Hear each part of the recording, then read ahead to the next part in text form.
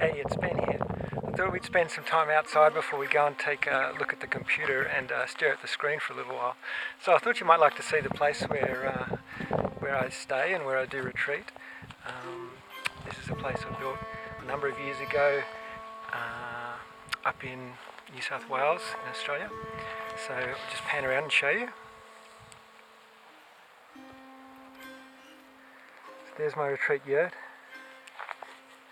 The yurt was built maybe 10 years ago now, but the earth building next to it is new. That's maybe about 4 years old now. So it's a 1 foot thick wall, rammed earth that we quarried up the top here. We're at the top of a mountain, so everything here, there's no vehicle access here, everything had to be carried up the hill. So I think there's 20 tons of soil or earth in that building. And looking around, you can see the shower there, outdoor shower. There's the solar heating. You can see the big white thing is the water solar panels that are covered over now. It's starting to warm up, so I don't need those. They pump hot water through the floor of the meditation room and warm it during winter. Where I am here gets very cold at night. It can get down to -5 sometimes at night, and the yurt can get quite cold. So just looking around.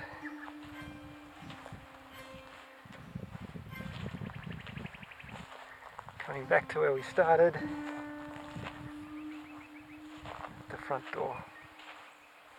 So I've done many retreats in here over many years.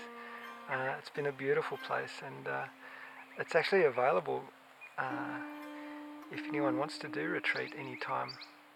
Drop me an email and we can see if it's possible. If it's not being used, then you might be able to come up and do a retreat. Okay, let's do some drawing now, and we'll see how we go with this next period of work we're going to do on the green Tara image. Okay, so here we are with our document open in Photoshop, and right now we're just preparing the channels. So the first channel I'm working on here is going to be the rocks in the foreground. So I'm just moving through with the magic wand tool, clicking in all the different areas, selecting as much as I can. Here you can see I'm toggling quick mask mode on and off, just to gives me a visual reference of the areas that I haven't selected yet. It can be hard sometimes with just looking at the marching ants to see what you've selected and what you haven't. So using the Q toggle gives you an easy visual reference to see if you've missed any parts. So that's all the rocks done. So now expanding the selection, and the aim is to get that selection line halfway along the outline. So I didn't quite achieve halfway with 2 pixels, so here I've gone to 3 pixels.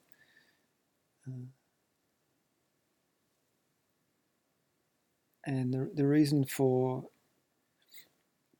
expanding the selection so that it's occurs halfway through the outline, I spoke about in the tutorial on creating masks in the painting a lotus tutorial. So here we've got our selection. We've pressed the Q key, and that's brought us into quick mask mode. And now we're just manually editing the mask. There's never really, it's very rare that you have an occasion where just the magic wand tool will produce the selection that you need without manual editing. You always need to clean up these little areas.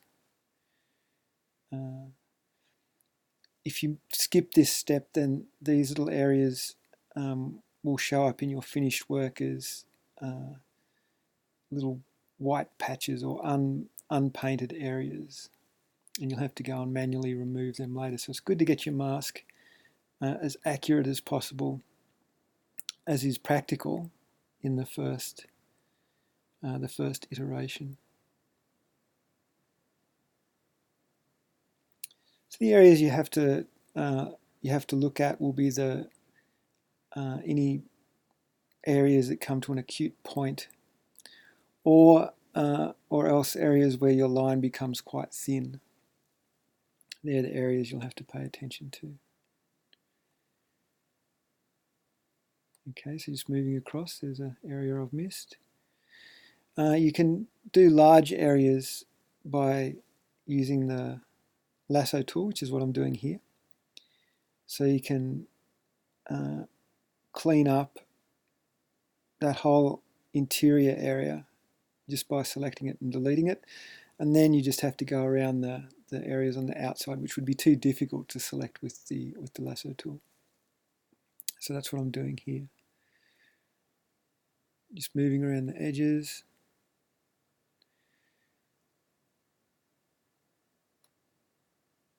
In quick mask mode, you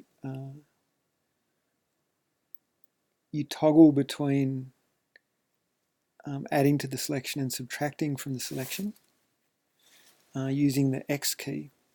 So as long as your foreground color is set to black and your background color is set to white, you can press the X key, which toggles between foreground and background colors, and then you can add to the selection or subtract from the selection.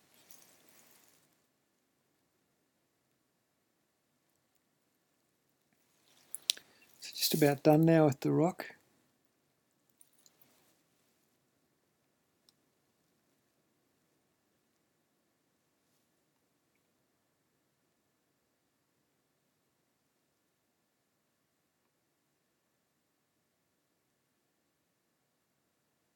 That's about it. So I've pressed Q, and that will bring us back into a selection, and I've converted that selection in the channels palette to a channel. And then it's saved as a black and white representation of that selection, which is also able to be edited later in the same way that you edit the quick mask. So now moving on to the banana leaves. So this is a little bit more work to do the banana leaves, just because of this the striations in the leaf there.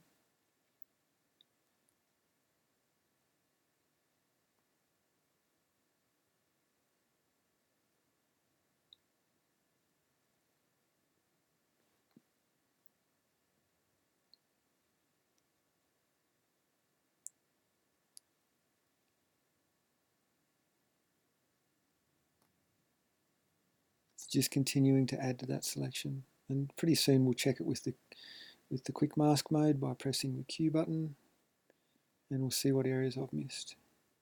So I haven't done too badly there, and I missed quite a bit there, you can see.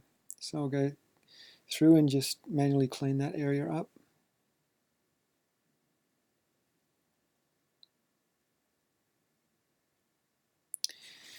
There's also there's a limit to how small an area you can select with the magic wand tool without zooming right in. What'll happen is you'll click on it in an inaccurate way, and you'll end up clicking on part of your outline, and that will cause the entire outline to be selected, and you'll lose everything you've done up until that point. So you just need to be a little bit wary of that. If there's small areas, it's better to go around later and get them with the brush. Just take mental note of where they are and then pick them up with the brush later, rather than trying to select very small things with the magic wand tool. So here again, I'm just cleaning up in a fairly rough way with the lasso tool, which means I don't have to do quite so much with the eraser. Just getting as much as I can. Trying to work systematically, so doing the same step on all of the leaves rather than working on one leaf with multiple steps. I find that a little bit easier to be systematic, and then you find you don't forget to do certain things in certain areas.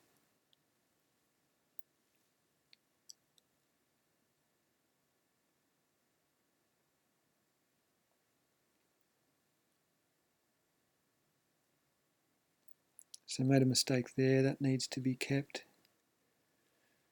When you're using the lasso tool, it's the same as the magic wand tool. If you press the shift key, it will add to the selection. So let's say you have an existing selection and you want to add a little bit more to it. You hold down the shift key and you draw a selection that intersects that, and it'll add to your selection. If you hold down the alt key, it'll subtract from that selection. So if you don't know that trick, you can experiment with that. It's not all that intuitive, so you have to do a little bit of work with it first to see exactly how that works. But yeah, the alt key with both the lasso and the magic wand tool will subtract from a selection, and the shift key will add to the selection.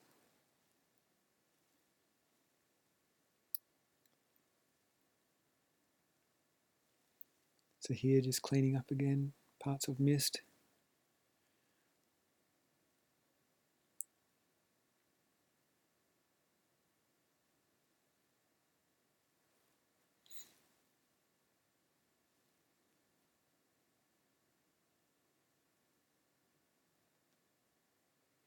It can be difficult when you're zoomed in like this to know exactly where you are on the image, so you just have to keep a bit of a mental note. Otherwise, you'll miss areas of it. If you have a second monitor, or you can open up your document in another window if you have a large enough screen to do that. So you have two versions of the same document open on your desktop. Then you can be working on one version of the image, very zoomed in and very accurately, and observing the other document, which will update as you're working, to look at your changes on a more gross level. It's a really good technique, and I actually recommend anyone who wants to do Thangkas digitally to work with two monitors. I wouldn't, unless you have some kind of massive screen, I wouldn't try and put both documents on the one screen. Everything gets a little bit hard to manage when you do that. But if you have a second monitor, you can open up what's called a new view, and you have two versions of your document open. One that's zoomed in and you're able to work with on a fine level, and one that's zoomed out and you're able to observe the changes you're making on a grosser level. And I use that for, it's really indispensable to me. It's used in almost every stage. So for example, how that helps is if you're doing, you can make a selection on one version of the image and you have the marching ants. And it's kind of, they can be distracting in terms of composition, or if you're choosing colors or working on a fine level. So to fix that problem, you press Control H, which means to hide the selection. If you have two monitors, you don't have to do that all the time. You just simply look at the other monitor. On the second version of your image, the selection line doesn't come up, but the changes do.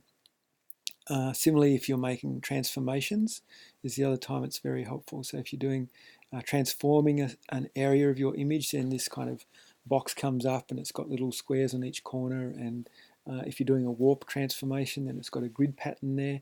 So it's very distracting and very hard for you to make small alterations with that grid superimposed. But if you're looking at your second monitor, then that grid isn't there. It's effectively hidden on the second monitor or on the second version of your image, so you can make very fine changes whilst looking at the second version of the image, and you get a much better idea of what's going on. You can make much finer changes in terms of composition. It's very handy. So now here we are onto the Phoenix. So you can see when you go to a very pointy area of the image, very acute, where two lines come together very acutely, then that creates a lot of problems in terms of the way the magic wand will select. So they're always the areas you have to watch for when you're doing your manual cleanup of the mask.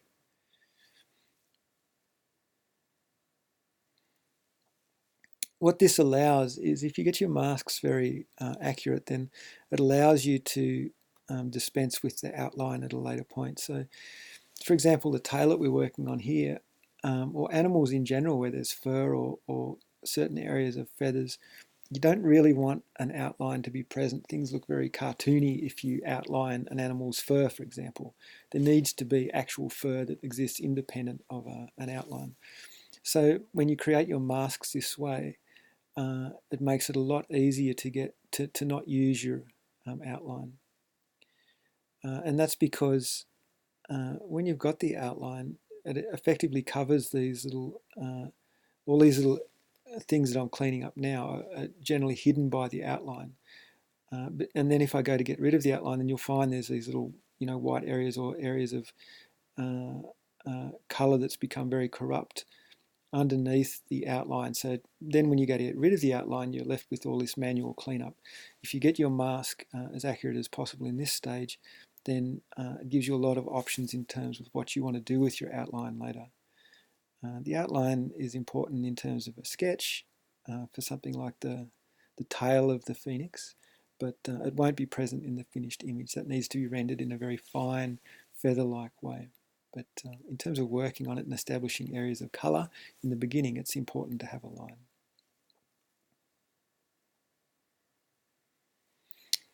Okay, so here I'm just selecting areas that are going to be distinct visually from each other. So the tail is going to be a different rendering, a different colour. This area of the feathers, these large feathers, will be different to the smaller feathers that you see going up on the body of the bird. So it's just a matter of making decisions about what areas you are going to come back and colour differently later. It's just really an arbitrary decision.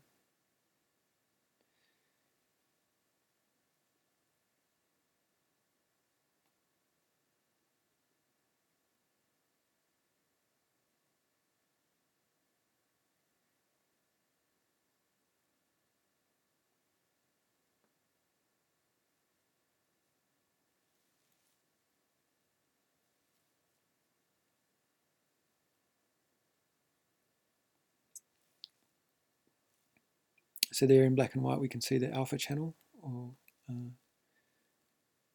generally what I refer to as channels, or masks is the other term for it. But technically it's called an alpha channel, which means a channel that indicates transparency.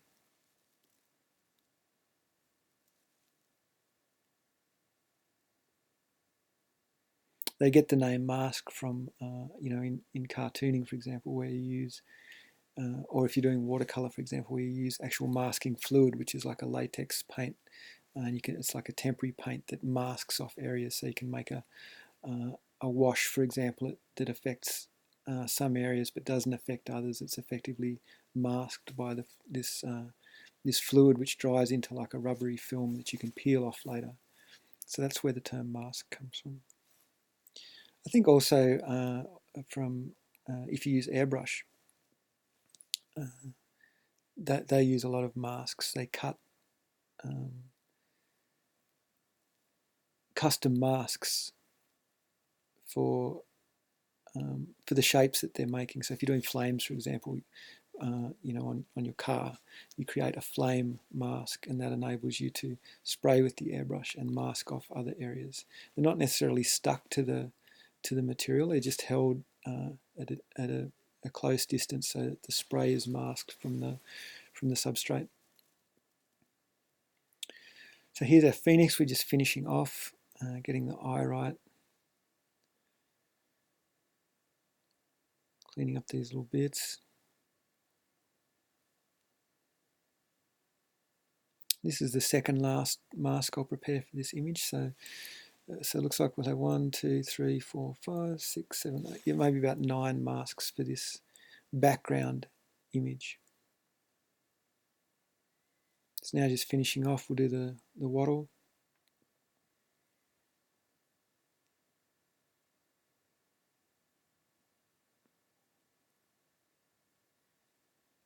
And then I think from memory what we do is I'll just flip through the individual masks so you can see them now that they're finished. Sometimes the masks are very, very beautiful. Like the vine mask in this example is very pretty. And if you're doing the scarf of a deity, for example, that will also be very, very pretty. Zooming out, bird's head, body, feathers, tail, banana leaves, rocks, and there's the vines. So once that's all complete, we're ready to go. We can start colouring our image. Okay, so I've just finished doing the channels for what's going to be the foreground section of the green Tara image. So I've created channels for the vines, which you can see here. Looks quite pretty. And then the rocks, banana leaves, tail of the phoenix, the body of the phoenix, large feathers, small feathers, neck, the head, and the wattle. So I'll show you how smart objects work now. So as I said in the first tutorial, the complexity of this image is going to demand that I work on it in a sort of a slightly different way than you would work on a smaller image. So I'm going to use this feature that has been in Photoshop for a couple of years now called Smart Objects, and what it does is it enables you to work on an image using separate smaller files and then composite them all into the larger image later, and that enables you to manage the number of channels and layers that you have within each individual picture. So I've got the foreground here. Let's add the background. So we go File, we want Place Linked, not Place Embedded. So Place Linked.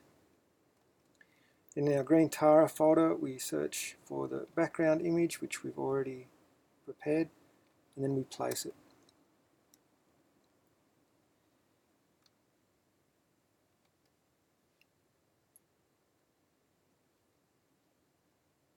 Now, for some reason, that didn't place in the center.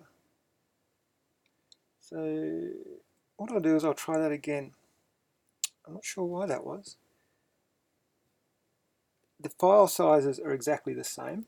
So when I place it, it should superimpose directly onto the place where I want to put it. And that's very important because all these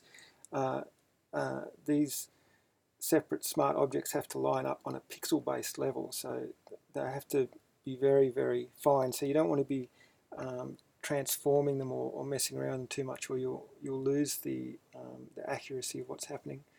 So let's try it again. Place linked, green Tara, background. Okay, so maybe that was because I had part of the image off the screen and Photoshop wanted to centralize it on the screen or something like that. So now it's the correct size. It's in the middle, directly in the middle of our image, and I just have to press enter because at the moment it's giving me an option to transform it, but I don't want to transform it. I've already worked all that stuff out, so just press enter, and there it is. At the moment we can't see anything because it's our background, it's labeled background, but it's right at the top of our layer stack. So if we bring it to the bottom of our layer stack, then we can see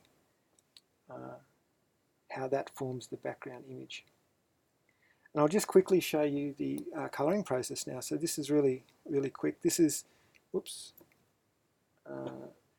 this is not creating any kind of, not really making any hard decisions here. We're just adding blocks of colour that we'll adjust later. So it's really, it's almost arbitrary at this point, adding the colour. It's just basically getting a very simple colour scheme that we'll play around with for days and days and days and days and days. In fact, through the whole process, we can alter these colours. So it's just a matter of getting chunks of colour in there. So above this layer here, we'll add a layer. We'll call it colour.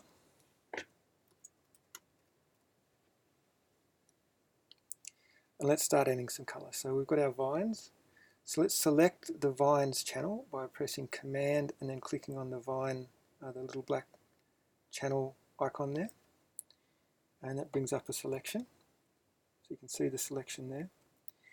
Then we're just going to fill it with colour. So I'm thinking this sort of vine motif, it's going to be green, probably with pink sections on it. So I'll choose a fairly warm green, fairly unsaturated, maybe something like that.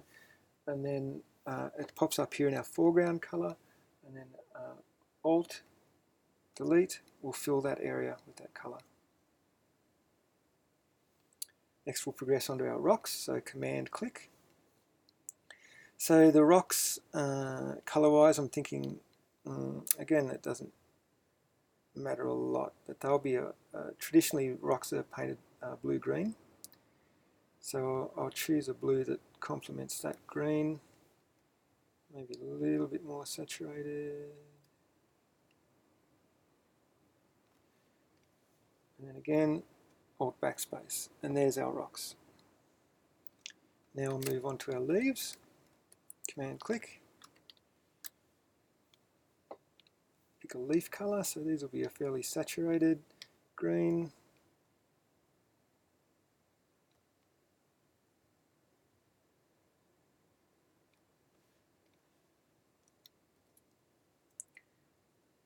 There's our leaves.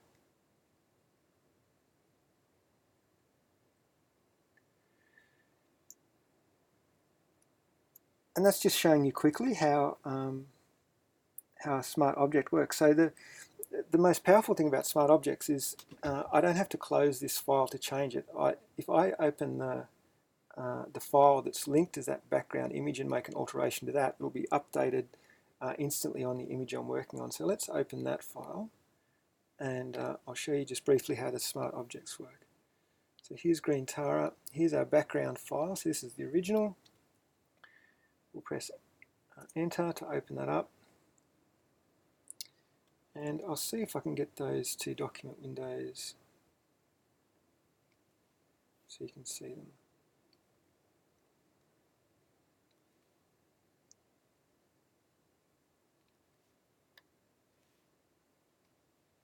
Get those side by side. I think I don't normally do this, so just bear with me. 2 up, vertical. Okay. So Command 0 is the shortcut to fill the screen with the image. Okay, so here's our source file, and this is the file that it's being composited on.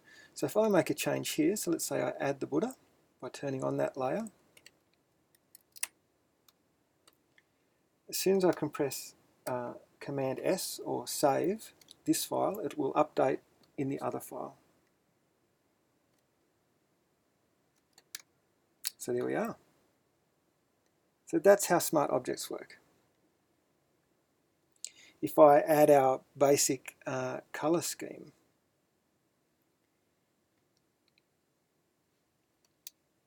and save, that will again update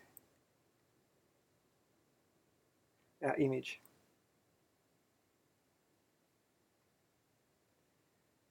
And then it's simply a matter of continuing to work and build up the image. I'll add another smart object, which will be the central figure of Green Tara in the center.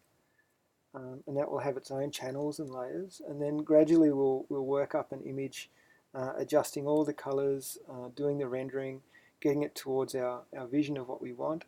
And we'll have in this case, we'll have 3 or 4 files. Sorry, there's 4 files. There's a separate file for the Buddha, which each have a manageable number of layers and a manageable number of channels. Okay, so that's it for this this little section. I might add a little bit of video later as we progress. So I hope you enjoyed that.